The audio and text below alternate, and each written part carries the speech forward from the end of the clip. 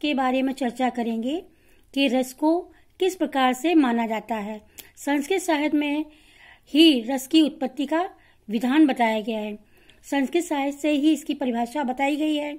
जैसे संस्कृत साहित्य में कहा गया है, रस, संस्कृत में रस की शब्द की व्युत्पत्ति रसते असो इति रसः के रूप में की गई है, अर्थात जिसका आस्वादन किया जा सके वही रस है। परंतु साहित्य में काव्य को पढ़ने, सुनने, उस पर आधारित अभिनय देखने से जो आनंद प्राप्त होता है उसे ही रस कहते हैं। ऐसे तो रस के अनेक परिभाषाएं बताई गई हैं, लेकिन भरत मुनि ने अपने नाट्यशास्त्र में रस की निष्पत्ति के संबंध में लिखा है, विभाव अनुभाव व्यभिचारित संयोगादेश निष्पत्ति, अर्थात विभाव, अनुभाव तथा व्यभिचारी भाव के संयोग से रस की निष्पत्ति होती है। अब प्राचीन साहित्य में काव्य की आत्मा किसी ने रस को माना है, किसी ने छंद को माना है, किसी ने अलंकार को माना है, लेकिन भारतीय मनुष्यों ने रस को ही काव्य की आत्मा माना हुआ है। काव्य में रस का वही स्थान है जो शरीर में आत्मा का है। जिस प्रकार आत्मा के अभाव में जीव का अस्तित्व संभव नहीं, उसी प्रकार रसहीन कथन को काव्यहीन नहीं कहा जा सकता है। इस प्रकार रस काव्य की आत्मा है। अगर काव्य में रस नहीं होगा तो वो काव्य मर जाएगा, और काव्य को रस की आत्मा माना गया है। इसलिए यहाँ पर 4 अंग स्वीकार किए गए हैं। पहला है स्थायी भाव, दूसरा विभाव, तीसरा अनुभाव, चौथा संचारी भाव अथवा व्यभिचारी भाव। ये 4 अंगों को ही रस की निष्पत्ति होती है, और उन्हीं में उनके अंग हैं। पहला है स्थायी भाव। जो स्थायी भाव ये मूल भाव हैं जो प्राकृतिक रूप से प्रत्येक मानव के हृदय में हमेशा विराजमान रहते हैं। वो साधारणतः हमेशा सोए हुए रहते हैं, लेकिन उचित अवसर, दृश्य देख करके या सुन करके उनके वो रस के रूप में परिणित हो जाते हैं। तब वो रस की अनुभूति हमें देने लगती है। उस रस की अनुभूति इन्हीं के द्वारा स्फुटित और पुष्ट रूप में आते हैं। अब हम जानेंगे स्थायी भाव और रस कौन कौन से हैं। रस है पहला श्रृंगार रस, पहला है रति, दूसरा है वीर, स्थायी भाव है उत्साह, और तीसरा है शांत जिसका स्थायी भाव है निर्वेद, चौथा है रौद्र जिसका स्थायी भाव है क्रोध, भीभत्स जिसका स्थायी भाव है ग्लानि, भक्ति जिसका है देव विषयक भक्ति, और अगला है करुण जिसका है शोक, अगला है अद्भुत जिसका है आश्चर्य, और अगला है हास्य जिसका है हास, अगला है भयानक जिसका है भय, और उसके बाद है वात्सल्य जिसका है शांत विषयक रति। रति को हम 3 भागों में बांट देते हैं। पहला श्रृंगार रस का, श्रृंगार के 2 होते हैं, कांता विषयक रति, नर नारी का पारंपरिक प्रेम होता है। अब रति हम कहते किसे, पहले जाने हैं। रति स्त्री पुरुष के एक दूसरे के प्रति उत्पन्न आकर्षण जनित प्रेम जो रति स्थायी भाव कहते हैं। रति नामक स्थायी भाव के प्राचीन ग्रंथों में 3 भाग किए गए हैं। कांत विषयक रति यानी नर नारी का पारस्परिक प्रेम, दूसरा है संतति विषयक रति जो कि है वात्सल्य माता पिता का, अथवा अगला है भाई बहन का सात्विक प्रेम। तीसरा भाग है देव विषयक रति यानी ईश्वर में परम अनुरक्ति। इसके 2 भाग हैं, खा और गा। अगला है हास, किसी कार्य, वाणी एवं वेशभूषा की प्रकृति को देने से चित्त में उत्पन्न विनोदी भाव का ही हास कहलाता है। शोक, विषय वस्तु, इष्टजन, वैभव आदि के नाश के कारण उत्पन्न होने वाले चित्त की व्याकुलता को ही शोक कहते हैं। जब किसी के वियोग से, किसी की समाप्ति या किसी प्रिय के बिछुड़ने के कारण जो दुख होता है वो शोक रस में रहता है। इसके पश्चात आता है क्रोध, स्थायी भाव, किसी अन्य व्यक्ति के असाधारण अपराध, विवाद, उत्तेजना पूर्वक अपमान आदि से उत्पन्न मनोविकार, जो मन में विकार उत्पन्न होते हैं उन्हें क्रोध कहते हैं। जैसे किसी ने किसी का अपमान कर दिया, किसी ने अपशब्द कहे, उनके द्वारा क्रोध उत्पन्न होता है, उसी को हम क्रोध को अस्थायी भाव माना जाता है।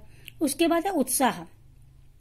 मन की वह उल्लासपूर्ण वृत्ति जिसके द्वारा मनुष्य तीव्रता के साथ किसी कार्य को करने में लग जाता है, जो उल्लास होता है उसे ही हम उत्साह कहते हैं। ये है इसका स्थायी भाव उत्साह। अगला है भय। हिंसक वस्तुओं के दर्शन, अपराध, भयंकर शब्द विकृत चेष्टा और रौद्र आकृति के उत्पन्न मन की व्याकुलता ही स्थायी भाव के रूप में परिभाषित किया जाता है। आश्चर्य। अलौकिक वस्तु को देखने, सुनने या स्मरण करने से उत्पन्न मनोविकार ही आश्चर्य कहलाता है। जैसे मन में कोई आश्चर्यजनक वस्तु हमने सोची, या जो हमें दिख गई, या जिसे हमने सुन लिया, उससे उत्पन्न जो आश्चर्य होता है वही आश्चर्य होता है। अगला है ग्लानि या जुजुप्सा। किसी अरुचिकर या मन के प्रतिकूल वस्तु को देखने अथवा उसकी कल्पना करने से जो भाव उत्पन्न होता है उसे जुजुप्सा कहते हैं। जैसे जो ग्लानि से पूर्ण हो, उनके विचारों को हम जान लें या उसे हम देख लें, तो जो भाव उत्पन्न होता है वो जुजुप्सा होता है। इसके बाद है निर्वेद। सांसारिक विषयों के प्रति वैराग्य भाव की उत्पत्ति ही निर्वेद कहलाती है। ये अस्थायी भाव थे जो हमारे रस के लिए बहुत ज्यादा ही महत्वपूर्ण है। ये अस्थायी भाव ही हमारे रस की निष्पत्ति करते हैं। अब इसका अगला भाग है विभाव, अर्थात जो कारण व्यक्ति, पदार्थ आदि दूसरे के व्यक्ति के हृदय में स्थायी भाव को जागृत अथवा उद्दीप्त करते हैं, वे विभाव कहलाते हैं। इस आधार पर विभाव के दो भेद हैं। जैसे हुआ आलंबन। आलंबन क्या है? जिस व्यक्ति अथवा वस्तु के कारण कोई भाव जागृत हो, उस व्यक्ति अथवा वस्तु को उस भाव का आलंबन विभाव कहते हैं। जैसे हमने किसी को देखा, किसी को सुना, तो वो हमारे अंदर उत्पन्न होने वाले रस का आधार है। अगला है उद्दीपन विभाव। उद्दीपन विभाव में क्या है? स्थायी भाव को उद्दीप्त अथवा विषयक करने वाले कारण उद्दीपन विभाव कहलाता है। आलंबन की चेष्टा तथा देश काल आदि को उद्दीपन विभाव माना जाता है। आलंबन की चेष्टा तथा देश काल आदि की उद्दीपन विभाव माना जाता है। आलंबन का आधार ही उद्दीपन भाव से ही होता है। अगला आता है अनुभव। अर्थ है आश्रय की चेष्टाओं अथवा रस की उत्पत्ति को पुष्ट करने वाले यह भाव जो विभाव के साथ ये उत्पन्न करते हैं, अनुभव कहलाते हैं। भावों को सूचना देने के कारण भावों के अर्थात पीछे चलने वाले माने जाते हैं। ये मुख्यतः 4 प्रकार के हैं। जो अनुभव हैं, अनुभव मीन्स है उसके किसी के पीछे चलना, किसी के पीछे ही कार्य होता है। अब हम आता है, इसके 2 भाग हैं। जो विभाव के बाद उत्पन्न होते हैं, उनके पीछे चलने वाले माने जाते हैं, उन्हें हम अनुभव कहते हैं। इनके ये 4 प्रकार के हैं। कायिक अनुभव भाव। प्रायः शरीर की औपचारिक चेष्टा को कायिक अनुभव कहा जाता है, यानी शरीर से जो संबंधित होते हैं। कोई किसी का खेलना, इधर उधर चलना, या किसी ने अनेक प्रकार की चेष्टाएं की जाएं, वो ही कायिक अनुभव के अंतर्गत आती हैं। अब दूसरा आता है मानसिक अनुभव। मन में हर्ष, विषाद आदि के उद्वेलन को मानसिक अनुभव कहलाता है। मानसिक अनुभव वो होता है जो मन में ही हर्ष या बहुत ज्यादा प्रसन्नता या बहुत ज्यादा दुख देख के को प्रेरित कर दे, उसे ही हम मानसिक अनुभव कहते हैं। अगला आता है आहार अनुभव। मन के भावों के अनुसार अलग अलग प्रकार की कृत्रिम वेश रचना करने को आहार अनुभव कहते हैं।